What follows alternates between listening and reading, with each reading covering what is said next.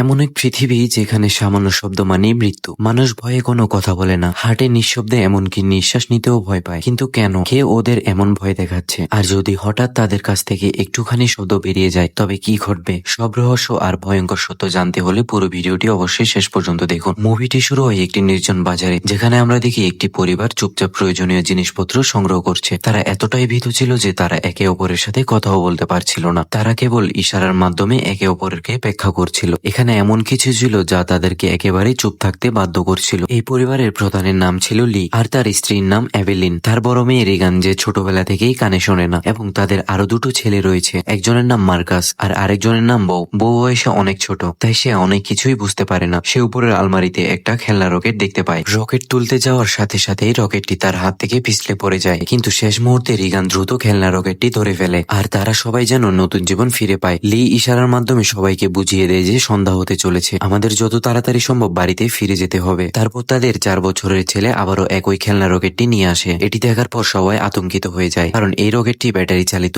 যা চালু করার সাথে সাথেই শব্দ হতে পারে। লি তার ছেলের হাত থেকে রকেটটি নিয়ে ব্যাটারিটি সরিয়ে টেবিলের উপর রাখে। এরপর সবাই বাড়ির দিকে রওনা হতে শুরু করে। রিগান গোপনে তাকে ওই ব্যাটারিবিহীন রকেটটি দেয়, আর সেও দোকান থেকে বেরিয়ে যায়। কিন্তু তারপর সে শিশুটি রকেটের ব্যাটারি তুলে নেয়। এরপর তারা 4 জনে লাইন ধরে বাড়ির দিকে এগিয়ে যেতে শুরু করে। তারপর আমরা দেখতে পাই আলোয় ঝলঝল করা একটি শহর। একসময় যানবাহনের শব্দ ও মানুষের ভিড় ভরে যেত, কিন্তু আজ এই শহরটি সম্পূর্ণ নির্জন। এখানে কেবল মানুষের শব্দ নয়, পাখির শব্দও শোনা যাচ্ছে না। চারিদিকে এক ভয়াবহ নীরবতা। এখানে আমরা দেখতে পাই যে তারা লাইন থেকে তাদের বাড়িতে বালি ছড়িয়ে দিয়েছে। এটার উপরেই তারা খালি পায়ে হাঁটছে, যাতে তাদের পায়ের শব্দ শোনা না যায়। বউ রিগানের পেছনে ছিল। তারপর বউ রকেটে ব্যাটারি ঢুকিয়ে তা চালু করে ফেলে। লি এবং এলেন যখন শুনতে পায়, তখন তারা দুজনেই খুব ঘাবড়ে যায়। লি দ্রুত খেলনাটি বন্ধ করার জন্য বউর দিকে ছুটে যায়। ততক্ষণে অনেক দেরি হয়ে গিয়েছে। সেই দানব বউকে সাথে করে নিয়ে চলে যায়। এরপর 1 বছর কেটে গিয়েছে। লি এবং তার পরিবারে এই পরিস্থিতিতে বসবাস করতে শিখে গিয়েছে। লি তার বাড়িতে একটা গবেষণা কক্ষ তৈরি করেছিল। সেখানে সে দানব সম্পর্কে সম্পূর্ণ তথ্য পেয়েছিল। তবে সেই দানবটি সম্পূর্ণ অন্ধ ছিল। এই দানবদের হাত থেকে বাঁচার একটাই উপায় ছিল, তা হলো চুপ থাকা। লি তার বাড়ির চারপাশে সিসিটিভি ক্যামেরা স্থাপন করেছিল, যাতে সেও দানবের আগমনের তথ্য পেতে পারে। লি তার বাড়ি এবং ভূগর্ভ স্তরের বাংকার তৈরি করেছিল।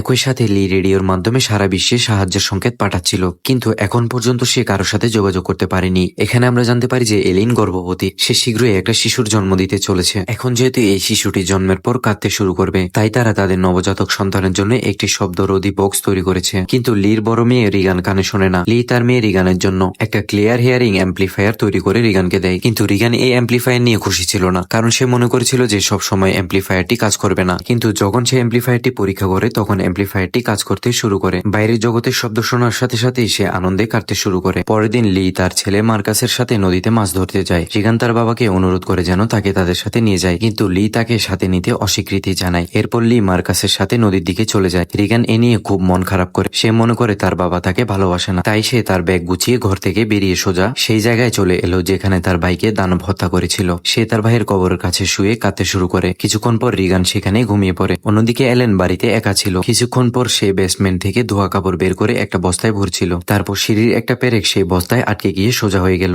সেই ধারালো পেরেকটি ঠিক তার পায়ের নিচে ছিল, কিন্তু এলিন তা দেখতে পায় না। এদিকে লি এবং মার্কাস মাছ ধরতে ব্যস্ত ছিল। কিছুক্ষণ পর লি তার ছেলে মার্কাসকে একটা জলপ্রপাতের কাছে নিয়ে এসে তার ছেলেকে বলে, তুমি এখানে কথা বলতে পারো, কারণ জলপ্রপাতের কারণে তোমার কণ্ঠস্বর লুকিয়ে যাবে। হঠাৎ করে এলেনের প্রসব বেদনা শুরু হয়। সে দ্রুত ছবির ফ্রেম হাতে নিয়ে বেসমেন্টের দিকে হাঁটতে শুরু করে, কিন্তু তারপর সিঁড়ি দিয়ে নামার সময় তাড়াহুড়োয় তার পা ধারালো পেরেকের উপর আটকে যায়। কিন্তু তার ছেলের ছবির ফ্রেমটি হাত থেকে নিচে পড়ে গিয়ে প্রচন্ড শব্দ হয়। সে কোনোভাবে পেরেক থেকে তার পা টেনে বের করে আনে। সে অনেক কষ্টে নিচে নেমে লাইটের সুইচটি অন করে, যার ফলে বাইরে লাল আলো জ্বলে ওঠে। তারপর সে উপরে যেতে শুরু করে, কিন্তু সেখানে সে এমন কিছু দেখতে পায় যার ফলে তার গলায় নিঃশ্বাস আটকে যায়। আসলে সেই দানবটি তার বাড়িতে এসেছিল। এলিন ভয়ে কাঁপতে কাঁপতে দেয়ালের আড়ালে লুকিয়ে পড়ে। অন্যদিকে লি এবং মার্কাস মাছ ধরার পর বাড়িতে ফিরছিল। তারপর দূর থেকে সে দেখতে পায় বাড়ির চারপাশে লাল আলো জ্বলছে। এটা দেখে লি বুঝতে পারে যে এলিনের বিপদ হয়েছে। সে তৎক্ষণাৎ বাড়ির দিকে দৌড়ে যায়। এদিকে এলিন দেয়ালের আড়ালে লুকিয়ে ভয়ে কাঁপছিল। সে দানবটি বাড়ির প্রতিটি কোণে তাকে খুঁজছিল। তারপর এলিন বেসমেন্টে একটা টাইমার খুঁজে পায়। এখানে এলিন বুদ্ধিমত্তার সাথে কাজ করে। কয়েক সেকেন্ডের জন্য টাইমার সেট করে এটি একটা কোণে রাখে এবং দ্রুত অন্য কোণে চলে যায়। ইতিমধ্যে সেই দানবটি সেখানে কিছু নড়াচড়া শব্দ পায়, আর ধীরে ধীরে সেই জায়গার দিকে এগিয়ে যেতে শুরু করে। এদিকে লি মার্কাসের সাথে দূর থেকে সব দেখছিল। অন্যদিকে এলিন আর সহ্য করতে পারছিল না। সে বাচ্চাটির জন্ম দিতে যাচ্ছিল। তারপর মার্কাস রকেট ছুড়ে মারল, যার ফলে আকাশে তীব্র শব্দে আগুন জ্বলতে শুরু করে। এই শব্দ শুনে দানবটি এলিনকে সেখানে রেখে দ্রুত শব্দের দিকে দৌড়ে যায়। একই মুহূর্তে এলিন জোরে চিৎকার করে ওঠে, যার কণ্ঠস্বর রকেটের শব্দে ডুবে যায়। রিগান দূর থেকে রকেটের শব্দ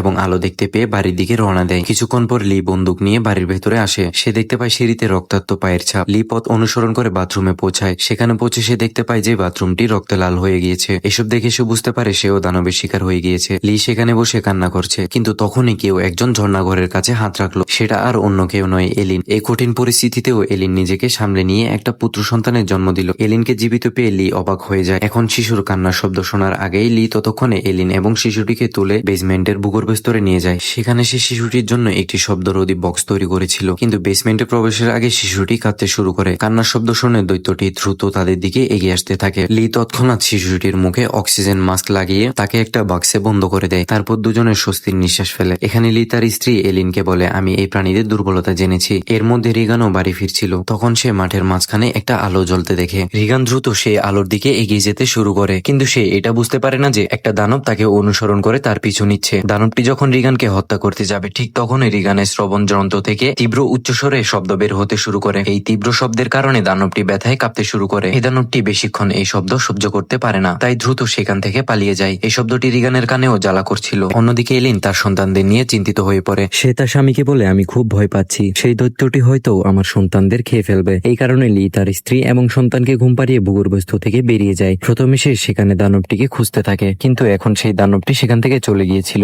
দানবটি যাওয়ার আগে পুরো ঘর ধ্বংস করে দিয়েছিল, যার কারণে সেখান থেকে একটা জলের পাইপ ভেঙে যায়, যার ফলে জল সরাসরি ভূগর্ভ স্তরের ঘরে চলে যাচ্ছিল। কিন্তু লি এতে কোনো মনোযোগ না দিয়ে শিশুদের খুঁজতে মাঠের দিকে রওনা দেয়। এদিকে মার্কাস ও রিগান শস্য সংরক্ষণের ট্যাঙ্কের উপর লুকিয়ে আছে। তারা সেখানে আগুন ধরিয়ে দেয়, যাতে তাদের বাবা আগুন দেখে সেখানে আসে। লি ও তার বাচ্চাদের এখানে সেখানে খুঁজতে শুরু করে। এদিকে জলের শব্দে এলিনের চোখ খুলে যায়। সে দেখতে পায় যে পুরো বেসমেন্টটি জলে ভরে গিয়েছিল। তখনই এলিনের চোখ যায় তার সন্তানের বক্সের উপরে। এলিন বাক্সের দিকে যাওয়ার সাথে সাথে সে বাক্সের কাছে তার সামনে একটা দানবকে দেখতে পায়। এলিন তাকে দেখে অত্যন্ত ভয় পেয়ে যায়, তাই সে ধীরে ধীরে বক্সের দিকে এগিয়ে যেতে থাকে। এলিন যখন বাক্সের কাছে যায়, তখন সে দেখতে পায় বাচ্চাটি নিরাপদ আছে। ভাগ্যক্রমে শিশুটি কোনো শব্দ করেনি। সে তার বাচ্চাটিকে নিয়ে এক কোণে চুপচাপ দাঁড়িয়েছিল। যদি বাচ্চাটির মুখ থেকে সামান্যতম কান্নার শব্দ বের হতো, তার মৃত্যু নিশ্চিত ছিল। অন্যদিকে রিগান এবং মার্কাস তার বাবার জন্য অপেক্ষা করতে করতে ক্লান্ত হয়ে পড়ে। রিগানের মনে হচ্ছিল যে তার বাবা তাদের উদ্ধার করতে আসবে না, তাই সে একা বাড়ি যেতে চেয়েছিল। তার বোনকে চলে যেতে দেখে মার্কাস তাকে থামানোর চেষ্টা করে, কিন্তু যখনই সে তার বোনকে থামাতে এগিয়ে যায়, তখন তার পা পিছলে ট্যাঙ্কের উপর পড়ে যায়। পড়ে যাওয়ার সময় মার্কাসের মুখ থেকে একটা বিকট শব্দ বেরিয়ে আসে। এই শব্দ শুনে যে দানবটি এলিনকে ঘরে খুঁজছিল, সেই দানবটি তৎক্ষণাৎ সেই আওয়াজের দিকে দৌড়ে আসতে শুরু করে। কিন্তু এখন মার্কাসের জীবন বিপন্ন।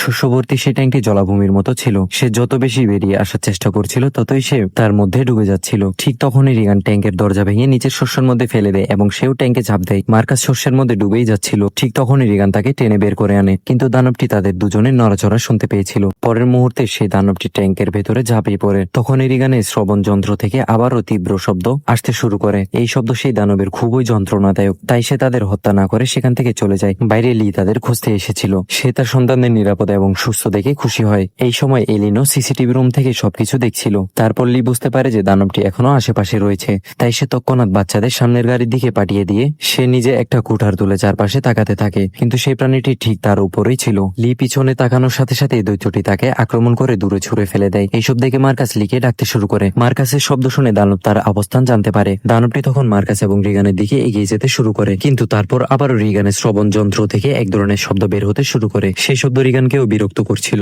তাই রিগান তার শ্রবণ যন্ত্রটি বন্ধ করে দেয়। এটি ছিল তার সবচেয়ে বড় ভুল। এই শব্দ থেকে যে শব্দ বের হচ্ছিল তা ছিল দানবের দুর্বলতা। পরের মুহূর্তে দানব গাড়িতে ঝাঁপিয়ে পড়ে আর মার্কাসের কাছে পৌঁছানোর চেষ্টা করে। ইতিমধ্যে লি জ্ঞান ফিরে পায়। তার সন্তানদের বিপদে দেখে সে বুঝতে পারে সে কখনো এর সাথে লড়াই করে দানবটিকে হত্যা করতে পারবে না, তাই সে কেবল একটি উপায় দেখতে পেল।